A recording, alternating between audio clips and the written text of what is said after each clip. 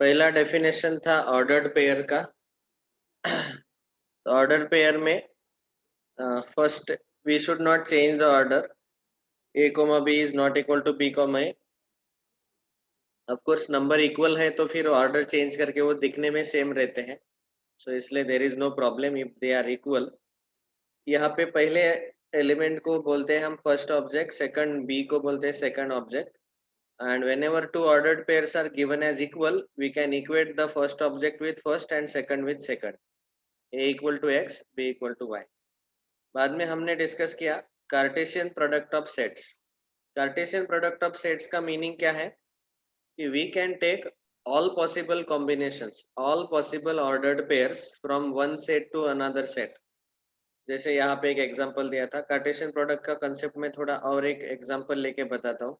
समझो set A में हमारे पास टोटल 3 एलिमेंट्स है 1 2 3। सेट बी में हमारे पास एलिमेंट्स है A B C. So A cross B, this is how we represent the Cartesian product of two sets। it is not like product of two numbers, number जैसा product नहीं लेना है। so now what we do is we write all possible ordered pairs 1 comma a, 1 comma b, 1 comma c। each ordered pair the first element comes from the first set a and the second element comes from second set b। तो ये order change नहीं होना चाहिए। वैसे ही 2a 2b 2c, sir third element नहीं हो सकता क्या एक में? 3a 3b 3c। ठीक है, तो ऐसे ये टोटल 9 आएंगे। क्या पूछा बेटा तूने? Sir third element will be not there sir. Third element कौन सा?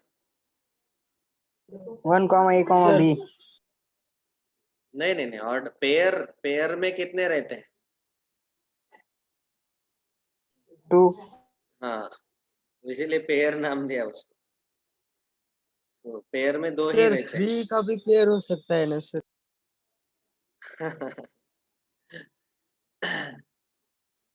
आपको बनाना है तो बना सकते हैं 3 का पेयर, लेकिन हमने जो डिस्कस किया ऑर्डर्ड पेयर, ऑर्डर पेयर बोलो या ऑर्डर्ड पेयर बोलो, उसमें 2 ही रहते हैं। हाँ, 3 का अगर आप बनाना चाहते हो तो ऑफ कोर्स वो आप डायरेक्टली बीएससी एमएससी में पढ़ेंगे मैथ्स में, अभी नहीं। जेडब्ल्यू नीट के लिए सर उसका उसको जो नाम क्या देंगे सर? उसको बोला जाता है ट्रिपलेट। अगर 3 है तो उसको बोला जाता है ट्रिपलेट। और उसमें ट्रिपलेट का थोड़ा बहुत इंट्रोडक्शन है। जैसे हम बोल सकते हैं उसको ए क्रॉस ए क्रॉस ए, ऐसे 3 अगर है तो थोड़ा बहुत सर वैसे इंट्रोडक्शन वो है। लोग क्या, हाँ, सर वो वैसे वो लोग एक ही भी लिख सकते हैं ना सर? नहीं नहीं, तो फिर वो एक ही है तो सेट ही हो गए ना वो खुद। 1 2 3 अकेला लिखेंगे तो हम अभी पेयर का बात कर रहे हैं, ठीक है ना? ठीक है अब सर। 3 है तो सर ट्रिपलेट बाद में आगे जाके देखेंगे हम। हाँ बोलो। सर अब तक का सबसे बड़ा क्वेश्चन पूछ चुका सर मैं। सबसे बड़ा क्वेश्चन सर, हाँ इसका यूज क्या है सर, फायदा? हाँ, सो सेट्स रिलेशंस और फंक्शंस, इसका डायरेक्ट यूज अभी हम नहीं देख पाएंगे। जब हम फंक्शन चैप्टर कंप्लीट करेंगे तो अलग अलग टाइप के फंक्शंस रहते हैं। लॉगरिदमिक फंक्शन, तो फंक्शन के लिए जो बेसिक अंडरस्टैंडिंग लगता है that is sets and relation, और रियल लाइफ में एप्लीकेशन जो है वो फंक्शंस का आता है। तो फंक्शन चैप्टर जो मैथ्स का और वो ये सर साइकिल्स में आता है ना sir, different cycles of. Function पढ़ने के लिए हमें सेट और रिलेशन पढ़ना जरूरी है, तभी हम फंक्शन समझ में आएगा। ऑफ कोर्स ये फंक्शन मतलब मैरिज फंक्शन बर्थडे फंक्शन नहीं है, function is a mathematical concept. तो तभी हम पढ़ पाएंगे फंक्शन जब हमें सेट और रिलेशन अच्छे से पता रहेंगे, और फंक्शन के बहुत सारे अलग अलग टाइप के फंक्शन है, एक्सपोनेंशियल फंक्शन, लॉगरिदमिक फंक्शन, बहुत सारे फंक्शन है, 16-17 टाइप के फंक्शन है, trigonometric functions, inverse trigonometric functions, लेकिन उसका रियल लाइफ में बहुत कुछ एप्लीकेशन है। ठीक है, ट्रिग्नोमेट्री का एप्लीकेशन बहुत कुछ है, लॉगरिदमिक फंक्शन का एप्लीकेशन बहुत कुछ है, तो उसका लिस्ट मैं अभी नहीं बता पाऊंगा, बता देता हूँ। एक सिंपल लॉग का यूज जहाँ जहाँ पे होता है, logarithmic function, so carbon dating cycle, plotting the graphs, survey etcetera, वैसे बहुत सारे सर फंक्शन के अलग अलग। हमारे रियल लाइफ में रियल लाइफ का एग्जांपल दो ना एक आधा से। रियल लाइफ का एग्जांपल देखो, सी सेट और रिलेशंस इस चैप्टर में पर्टिकुलरली जब आप वर्ड प्रॉब्लम्स देखेंगे तो इसका रियल लाइफ के साथ कनेक्शन दूर दूर तक नहीं मिलेगा, पहली बात तो। ठीक है, क्योंकि ये जो क्वेश्चंस है ये हमें कंसेप्ट क्लियर करने के लिए लिए गए। जब भी आप किसी भी चैप्टर के वर्ड प्रॉब्लम्स देखते हो तो आपको पता होगा कि सेट चैप्टर में हमने कुछ वर्ड प्रॉब्लम देखे थे, उसमें हम ऐसा वो 3-3 सर्कल ड्रॉ करते थे और यूनियन इंटरसेक्शन निकालते थे। वैसे ही रिलेशंस में ऐसे रियल लाइफ वर्ड प्रॉब्लम आपको नहीं मिलेंगे, क्योंकि इसका डायरेक्ट एप्लीकेशन रियल लाइफ में नहीं होता है, लेकिन हाँ इसका एप्लीकेशन फंक्शन चैप्टर पढ़ने के लिए होता है। Okay, of course I can give the examples, तो मैं आपको दिखा देता हूँ। देखो, ये ऐसे क्वेश्चंस हमने सेट चैप्टर में देखे, रिलेशन चैप्टर में ऐसे नहीं मिलेंगे, इट इज नॉट पॉसिबल। लेकिन रिलेशन चैप्टर में आपको बहुत बार ये जो टाइप्स ऑफ रिलेशंस है, जैसे स्पेशली इक्विवेलेंस रिलेशंस, जिसमें रिफ्लेक्सिव ट्रांजिटिव, या पढ़ाने के बाद एप्लीकेशन थोड़ा समझ में आएगा। ठीक है, फंक्शन चैप्टर का एप्लीकेशन बता सकता हूँ, रिलेशन का रियल लाइफ में मैंने अब तक नहीं देखा। फंक्शन का तो कम से कम देखा है, एटलीस्ट अलग अलग टाइप के फंक्शन जो है हम रियल लाइफ में यूज करते हैं, स्पेशली जो लॉगरिदमिक फंक्शंस हैं। इसका मुझे एकदम वेरी हेवीली ये याद रहता है कि ये कार्बन डेटिंग साइकिल में यूज होता है। जैसे सर ट्रिग्नोमेट्रिक फंक्शन भी होता है ना? ट्रिग्नोमेट्रिक फंक्शन भी रहता है, ट्रिग्नोमेट्री का एप्लीकेशन तो बहुत कुछ है, that I am not going to highlight much, क्योंकि बट यस फंक्शन में ट्रिग्नोमेट्रिक फंक्शन भी है। ठीक है, सो इसीलिए वो हमें पढ़ना जरूरी है कि उसको फंक्शन क्यों कहा गया। अभी फंक्शन के जब मैं आपको 15 टाइप दिखाऊंगा, देखो यहाँ पे इन्होंने टेबल बना के, ये देखो, constant function, identity function, square function, cube function, linear function. तो लीनियर चैप्टर आपका लीनियर इक्वेशन इन 2 वेरिएबल वाला चैप्टर है, ये भी फंक्शन ही है। क्वाड्रेटिक इक्वेशन आपका 10th स्टैंडर्ड का, ये भी फंक्शन है। Square root, cube root, rational, exponential, logarithmic, absolute, signum, greatest integer, fractional part, ये 15-16 अलग अलग टाइप के फंक्शंस है। इसमें उन्होंने वैसे ट्रिग्नोमेट्री और इनवर्स ट्रिग्नोमेट्री ऐड नहीं किया, वो भी इसमें ऐड हो जाएगा। तो ऐसे है। ठीक है, जो आप पढ़ रहे हैं ना अभी, ये एक्चुअली स्पीकिंग वो लीनियर इक्वेशन पढ़ रहे हैं, लेकिन उसको जब फंक्शन की लैंग्वेज में पढ़ेंगे तो एक्चुअल मैथ्स आपको समझ में आएगा। क्वाड्रेटिक फंक्शन, लीनियर फंक्शन, आप अभी पढ़ रहे हैं linear equations, quadratic equations, but as a function जब पढ़ेंगे तो आपको क्लैरिटी आएगा कि इसका रियल लाइफ में एप्लीकेशन, स्पेशली क्वाड्रेटिक फंक्शन के एप्लीकेशंस बहुत सारे हैं, जिसके पैराबोलिक ग्राफ। हाँ बोलो Sir, differentiation and integration are math chapters, sir. हाँ, यस That we, sir, हमें वो पढ़ना है सर इस साल 9th।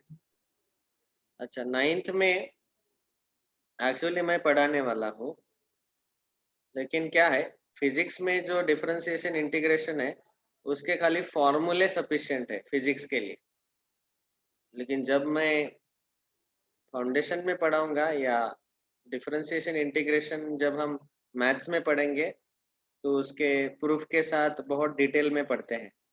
तो खाली फिजिक्स के लिए आप क्या करो, फॉर्मूले अच्छे से याद रखो, दैट इज सफिशिएंट। वैसे Okay. दीपक सर आपको पढ़ाए होंगे ना? Yes, sir. So I am asking. हाँ, तो मैथ्स में इसीलिए हमने वो इंक्लूड नहीं किया इस साल। 9th और 10th को दीपक सर खुद वो फॉर्मूले ले लेते हैं फिजिक्स के लिए। तो वो अंडरस्टैंडिंग है सर का और मेरा कि आप सीधा फॉर्मूले लेके भी सफिशिएंट है, that is enough for physics.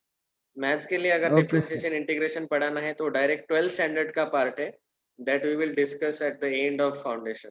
Last month में अगर सर हमें डिफरेंशिएशन 11 का है ना? अरे हाँ बेटा 11 12 दोनों मिक्स करके डिफरेंशिएशन पढ़ना जरूरी है, खाली 11th का नहीं। ठीक है, yes we will learn, don't worry. पहले सेट रिलेशन फंक्शन तो हो जाए, उसके बाद लिमिट चैप्टर है, उसके बाद डिफरेंशिएशन है।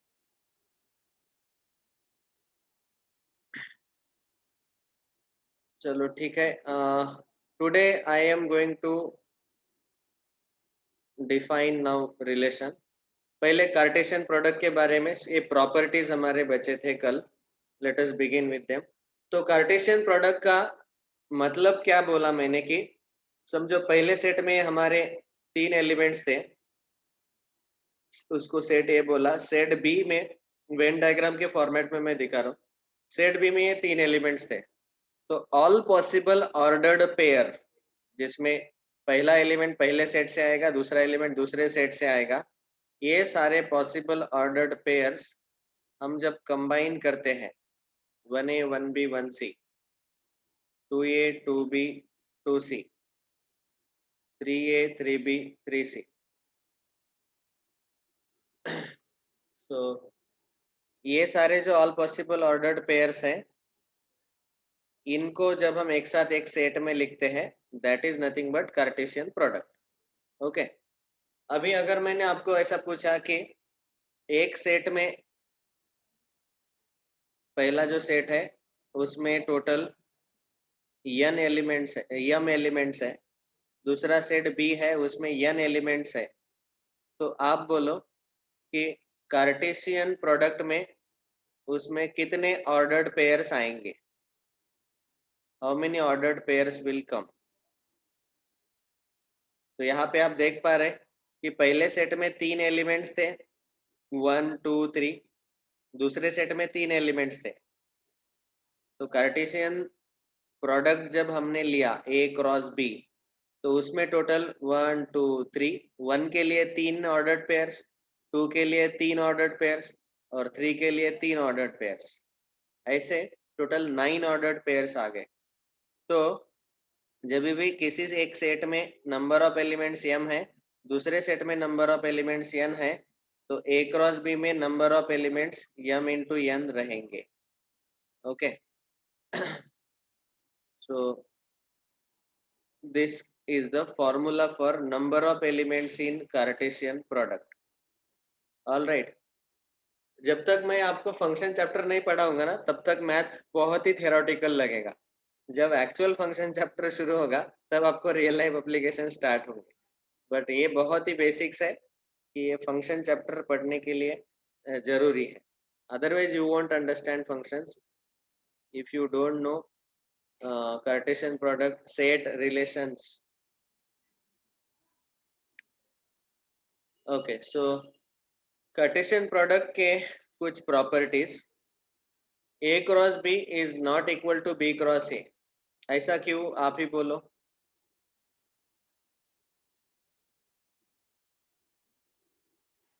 यस, कैन एनीबॉडी टेल, ऐसा क्यों? ऑर्डर हाँ, ऑर्डर में नहीं। वेरी गुड, ऑर्डर बदल जाता है। देखो यहाँ पे सेट ए है, उसमें एलिमेंट्स ए बी है और बी में 1 2 है, तो जब मैं ए क्रॉस बी लेता हूँ तो पहले पहले एलिमेंट जो है वो पहले सेट से आने चाहिए, ए और बी सेट ए से आ रहे हैं, और 1 और 2 जो है वो सेट बी से आ रहे हैं। जब मैं यहाँ पे बी क्रॉस ए लिखूंगा तो वो हो जाएगा 1a 1b 2 a 2 b, ये 4 ऑर्डर्ड पेयर्स आएंगे। और आपको पता है कि A,1 और 1,A दोनों ऑर्डर्ड पेयर इक्वल नहीं है, कंप्लीटली डिफरेंट है वो दोनों, क्योंकि सीक्वेंस अलग अलग। इसीलिए ये पहला property A cross B is not equal to B cross A। ठीक है। नेक्स्ट, इन केस अगर आपको सेम बनाना है इन दोनों को, तो फिर आपको A और B दोनों सेट को इक्वल लेना पड़ेगा। ठीक है। A एंड B सेट्स अगर मैंने दोनों इक्वल सेट्स लिए 2 1 और 1 2, दोनों में एलिमेंट सेम ही है, नंबर ऑफ एलिमेंट भी सेम है। अभी इन दोनों का क्रॉस प्रोडक्ट लेंगे, सॉरी क्रॉस प्रोडक्ट 12वीं का क्रॉस प्रोडक्ट, सॉरी इन दोनों का कार्टेशियन प्रोडक्ट अगर लेंगे तो वो दोनों सेम ही आएंगे, B क्रॉस A और A क्रॉस A। सो यहाँ पे आप चाहे तो ऐड कर लो।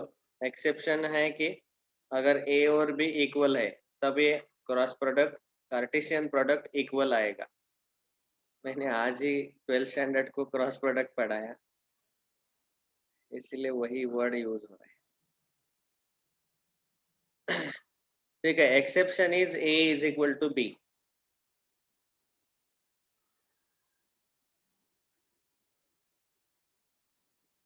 नेक्स्ट, अगर दोनों नल सेट है तो उनका कार्टेशियन प्रोडक्ट नल सेट ही आएगा।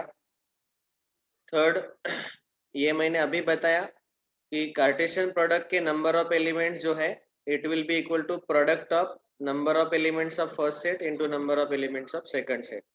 सो this you already know now. मतलब पहले सेट में 3 एलिमेंट्स थे, दूसरे में 3 एलिमेंट्स थे, तो कार्टेशियन प्रोडक्ट में 3 इंटू 3 टोटल 9 एलिमेंट्स रहेंगे। यहाँ पे जब मैं एलिमेंट वर्ड यूज कर रहा हूँ कार्टेशियन प्रोडक्ट के लिए, तो each element is an ordered pair. ये एक पूरा एलिमेंट कंसिडर किया जाएगा, पहला ऑर्डर्ड पेयर।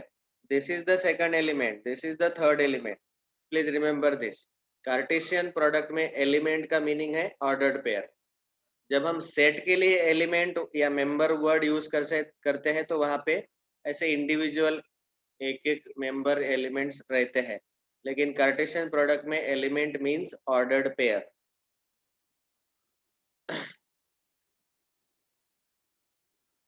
सो पहले सेट में जितने हैं मल्टीप्लाइड बाय दूसरे सेट में elements, that will give us number of elements in the Cartesian product. अरे हाँ, ये ऑलरेडी लिखा हुआ है। A cross B cross A equal कब होगा? जब ये दोनों इक्वल होंगे। हाँ, अभी देखो, अगर A B का सबसेट है तो हमने क्या किया, जो सबसेट है उसका कार्टेशियन प्रोडक्ट तीसरा सेट C के साथ लिया, और जो सुपर सेट है उसका भी कार्टेशियन प्रोडक्ट लिया तीसरा वही सेट C के साथ। तो यहाँ पे A क्रॉस C भी B क्रॉस C का सबसेट आ जाता है। Let me give example. So say set A has elements 1 2 3, set B has elements 1 2 3 4 5. We can say clearly that A is subset of B. अभी मैं एक set C ले रहा हूँ जिसमें एलिमेंट्स है, अरे बहुत बड़े ले लिया मैंने, सॉरी, मैं थोड़ा कम करता हूँ।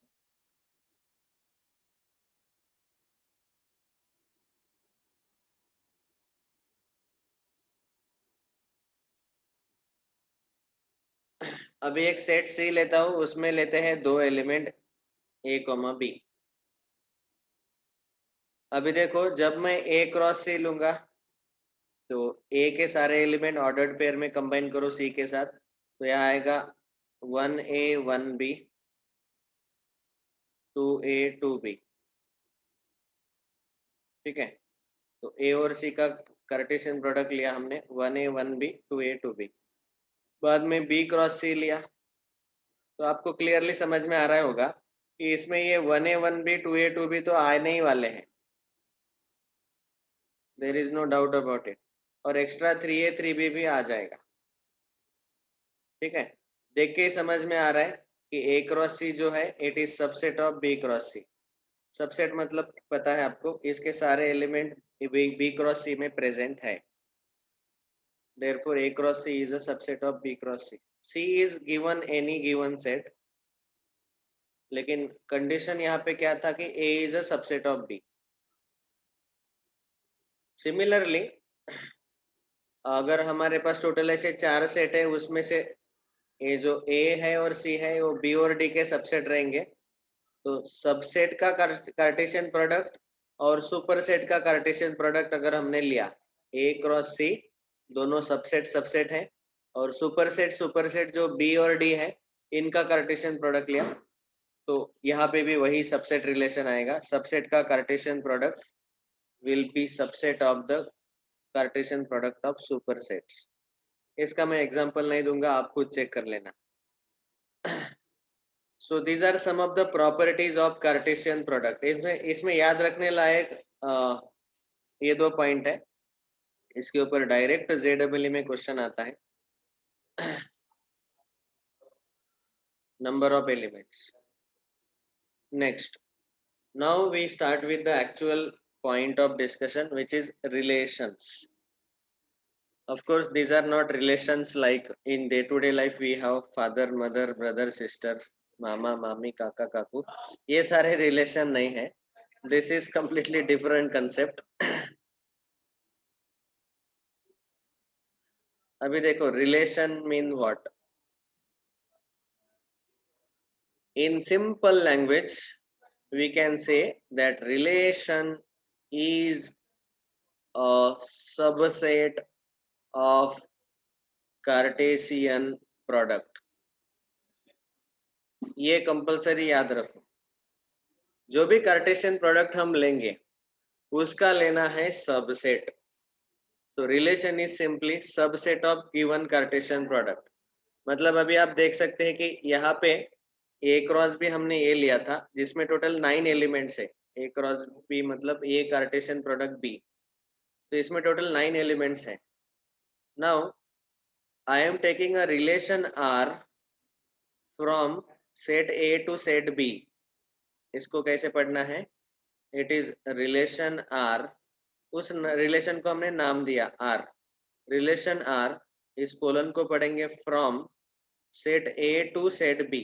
एरो को पढ़ते वक्त relation from set A to set B. So इस रिलेशन में क्या आएगा? इस रिलेशन में सारे ऑर्डर्ड पेयर्स आएंगे जो कार्टेशियन प्रोडक्ट में है, उसमें से सारे नहीं, उसमें से कुछ ऑर्डर्ड पेयर्स आएंगे, क्योंकि relation is a subset of Cartesian product, but all the ordered pairs will come from A cross B only. मतलब यहाँ पे जैसे वो हमने लिया था सेट ए 1 2 3 है और set B A B C है, तो आपको पता ही है कि वो 9 एलिमेंट्स आते हैं उनके कार्टेशियन प्रोडक्ट में। वो सारे 9 elements 1A 1B 1C 2A 2B 2C 3A 3B 3C, उसमें से कुछ मैं यहाँ पे उठा के डाल रहा हूँ, से 2A 1C and 3B। Okay, so it is nothing but subset of A cross B. A cross B में तो टोटल 9 एलिमेंट्स थे, उसमें से हमने इसमें 3 ही एलिमेंट लिए। सो relation is in simple word subset of Cartesian product. Okay, so the definition is like this. Suppose A and B are any two sets, any subset capital R of A cross B of Cartesian product is called as relation from A to B. ठीक है, so Cartesian product का subset is relation. Any subset capital R of A cross A is also called relation in A. मतलब आप ऐसा भी कर सकते हैं, ए क्रॉस ए ले सकते हैं। जैसे फॉर एग्जांपल सेट ए दिया हुआ है मुझे जिसमें एलिमेंट्स है 1 2, तो मैंने अगर ए क्रॉस ए लिया तो यहाँ ऑर्डर्ड पेयर्स आएंगे 1 1 1 2 2 1 2 2। कैसे आ रहा है ये? तो ये डायग्राम देखो, सेट ए है, from set A to set A only, तो 1 1 1 2 2 1 2 2, ये सारे ऑर्डर्ड पेयर्स हमने कार्टेशियन प्रोडक्ट में ले लिए। और उसका अगर मुझे कोई एक रिलेशन से आर डिफाइन करना है, उसको मैं बोलूंगा R from set A to set A. Same set के ऊपर हम रिलेशन ले सकते हैं and it will include A cross A के जो भी एलिमेंट्स है उसमें से कुछ एलिमेंट्स इसमें हमने लिख डाले, समझो 1 2 2 1। ठीक है, because this R has to be subset of A cross A. Relation is always subset of A cross A. That means we can say that ये जो कार्टेशियन प्रोडक्ट है, it is the universal set for relations. It is universal set. वो सबसे बड़ा relation रहेगा जिसमें सबसे ज्यादा एलिमेंट्स रहेंगे, सबसे ज्यादा ऑर्डर्ड पेयर्स रहेंगे, सबसे ज्यादा एलिमेंट्स रहेंगे. ओके, यहाँ तक सबको समझा डेफिनेशन रिलेशन का? किसी को कोई डाउट? समझा कि नहीं? Yes, sir. Understood sir. Okay, अभी देखो इन्होंने सेट ए और सेट बी लिया. सेट ए में 1 2 3 और बी में 4 5 एलिमेंट्स है. आप अगर इनका कार्टेशियन प्रोडक्ट बनाएंगे तो आप ही बोलो कार्टेशियन प्रोडक्ट में कितने ऑर्डर्ड पेयर्स आएंगे? Yes, can anybody tell? कितने ऑर्डर्ड पेयर्स आएंगे? 25. 4 सर 4. कितने आएंगे? यहाँ पे सेट ए है 3 एलिमेंट, सेट बी में है 2 एलिमेंट. तो मैं पूछ रहा हूँ कि ए क्रॉस बी में कितने एलिमेंट्स आएंगे? एलिमेंट्स मतलब ऑर्डर्ड पेयर्स कितने आएंगे? 6. पता है ना? अभी बोला 3 पहले सेट में है एलिमेंट्स, 2 यहाँ पे है, तो 3 into 2 6 ऑर्डर्ड पेयर्स आएंगे. ठीक है, सो दैट इज 1 4 1 5 2 4 2 5 3 4 3 5, ऐसे वो 6 आएंगे. 1 4 1 5 2 4 2 5 3 4 3 5. तो ये 6 ऑर्डर्ड पेयर्स आएंगे, 6 एलिमेंट्स आएंगे. This is a universal set for us. और उसमें से कुछ हमने ऐसे रिलेशन बनाए R1 जिसमें मैंने 1 4 1 5 ही लिया, R2 में 1 4 1 5 2 4 लिया, R3 में सब कुछ ले लिए. तो ये सारे क्या है? Subset of Cartesian product. Cartesian product का जो सबसेट है, they all are nothing but the relations. उनको अलग अलग नाम दिया, R1 R2 R3. These relations are from set A to set B. Okay.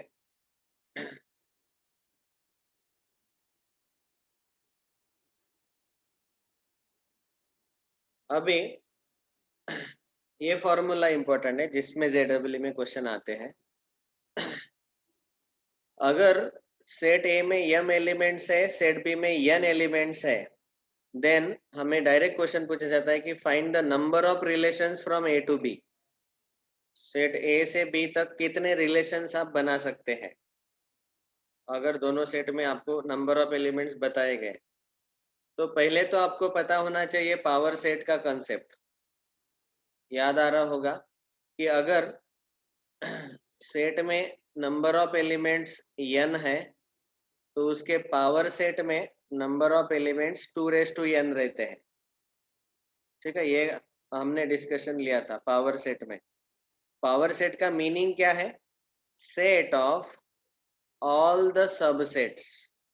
सारे सबसेट निकालो पहले. उसमें आपको याद आ रहा होगा कि हम 5 लेते थे, पूरा सेट लेते थे, और single single element, double double element सारे लेते थे. सिमिलरली जब मैं आपको बताता हूँ कि नंबर ऑफ रिलेशंस, तो नंबर ऑफ रिलेशंस का मीनिंग है कि number of all possible subsets of Cartesian product. क्योंकि नंबर ऑफ रिलेशन का मीनिंग यह है कि सबसेट ऑफ कार्टेशियन प्रोडक्ट रहता है वो. तो ऑल पॉसिबल सबसेट्स हमें लेने हैं. तो अभी हमने बोला कि कार्टेशियन प्रोडक्ट में number of elements m into n रहेंगे. अगर पहले सेट में एलिमेंट्स m है और दूसरे सेट में element number of elements n है, तो फिर नंबर ऑफ सबसेट जो है उसका फॉर्मूला पावर सेट से हमें मिलता है कि अगर सेट में n एलिमेंट है तो 2n नंबर ऑफ सबसेट्स रहेंगे. तो यहाँ पे 2m into n इतने नंबर ऑफ रिलेशंस बनेंगे. ये फॉर्मूला समझ में आया क्या? कैसे आया? तो यस सर.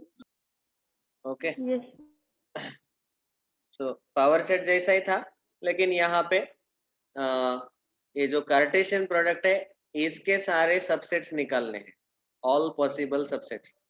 मतलब उसी का मीनिंग है कि number of relations.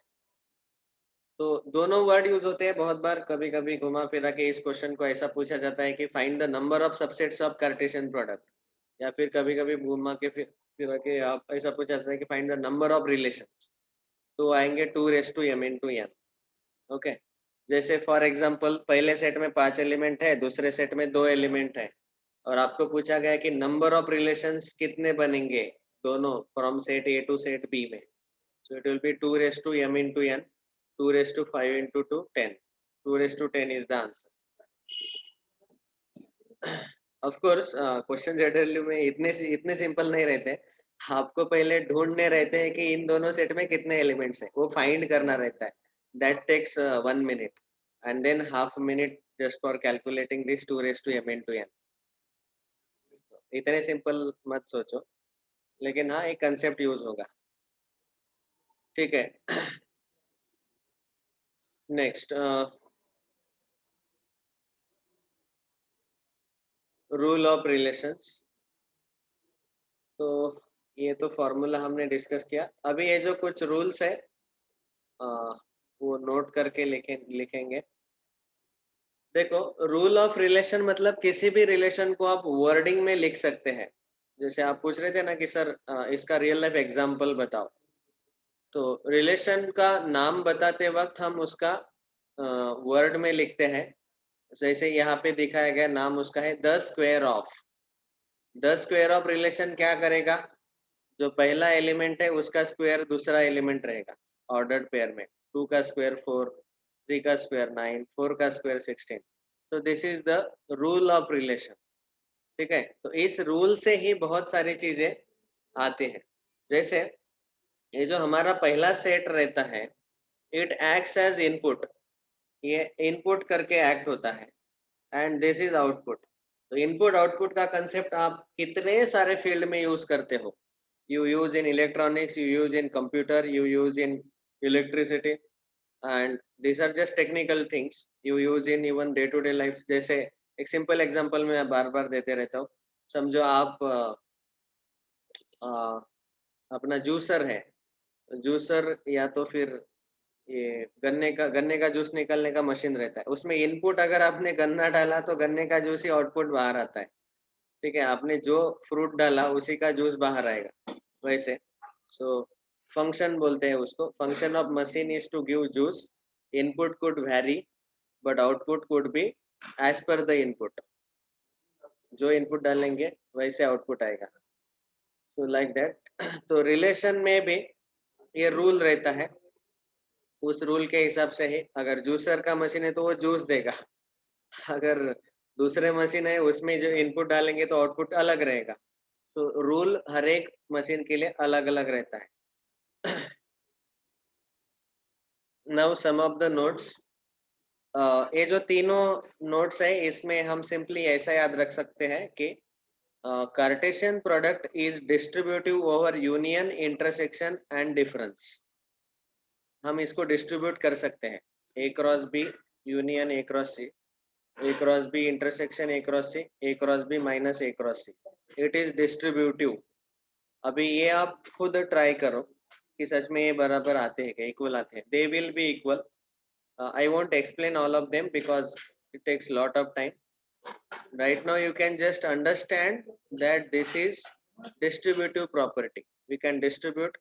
It is as good as actually multiplication is distributive over addition, like that, over subtraction. हाँ, इसको ऐसा मत समझ लो अपने बचपन वाला a into b minus a into c. No, it is a cross b means a Cartesian product b minus a Cartesian product c. Minus means here difference of sets. तो ये तीनों रूल कैसे याद रखने हैं, डिस्ट्रीब्यूटिव लॉ। बाद में ये रूल अभी अभी हमने देखा। सर थर्ड वन का एग्जांपल बताओ ना एक सर, मैं सॉल्व करके। थर्ड का एग्जांपल, ठीक है। समझो सेट ए है। अभी ये टाइम खत्म हो गया बेटा, जिनका अगला क्लास है आप कंटिन्यू करो। I am giving example. Say set A, set B, we have this two sets, और तीसरा और एक सेट ले लेते हैं इसमें लेंगे पी क्यू।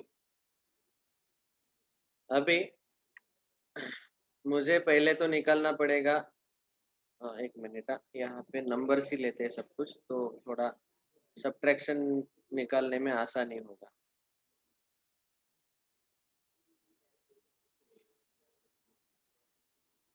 पर सर हम वेरिएबल्स का सब्ट्रैक्शन नहीं ले सकते, इसलिए आंसर वही होगा। हाँ, क्योंकि वेरिएबल का सब्ट्रैक्शन, अगर मैं एक सेट में नंबर लेता हूँ, एक सेट में वेरिएबल लेता हूँ, तो प्रॉब्लम क्या होगा कि सब्ट्रैक्शन नल सेट आएगा ना। सब्ट्रैक्शन वही सेट आएगा जो पहला सेट है, दूसरे सेट के एलिमेंट्स उसमें नहीं आते। पहले सेट के एलिमेंट्स आते हैं डिफरेंस में, तो पहले सेट के जो एलिमेंट्स है वही आएंगे उसमें। अभी मैं b माइनस सी ले रहा हूँ, तो b माइनस सी में all elements of b will come, लेकिन जो c में है वो नहीं आएंगे। तो b में 2 और 3 है, लेकिन c में 3 है, इसलिए वो नहीं आएगा। तो b माइनस सी में एक ही एलिमेंट आएगा 2। इसका a क्रॉस b माइनस सी मुझे लेना है, तो a क्रॉस b माइनस सी लेंगे तो a के हर एक का कॉम्बिनेशन 2 के साथ लेना पड़ेगा, 1 2 2 2 3 2। ये ऑर्डर्ड पेयर्स आएंगे 1 2 2 2 3 2। ये आया हमारा लेफ्ट हैंड साइड, ठीक है। अभी राइट हैंड साइड हम लेंगे a cross b minus a cross c। तो a क्रॉस b लेके देखो, a क्रॉस c लेके देखो। a क्रॉस b अगर लेंगे तो ये 1 2 1 3 2 2 2 3 3 2 3 3। वैसे ही a क्रॉस c लेंगे तो 2 इनका कॉम्बिनेशन c के साथ 2 3 2 4 3 3 3 4। और वैसे ही अभी इन दोनों का सब्ट्रैक्शन लेना है, a cross b minus a cross c।